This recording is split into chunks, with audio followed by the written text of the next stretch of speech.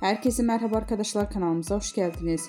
Kim Milyoner Olmak İster yarışmasında Mert Ramazan Demir benzerliği sanal medyada olay oldu.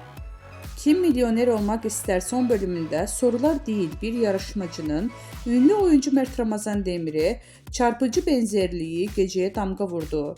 Yarışmacının yayınlanmasının ardından sosyal medyada kullanıcıları adeten alarma geçti.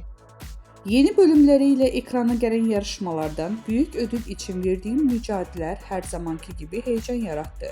Ancak asıl konuşulan yarışmacılardan birinin Mert Ramazan Demir'e neredeyse birebir benzemesi oldu. Mimikleri, duruşu, yüz hatları, bakışları seyirciler arasında büyük şaşkınlık yarattı. Kullanıcılar gerçek Mert Ramazan Demir mi yarışmada? Bu benzerlik tesadüf olamaz. İkizini bulmuşlar resmen gibi yorumlar paylaşıldı.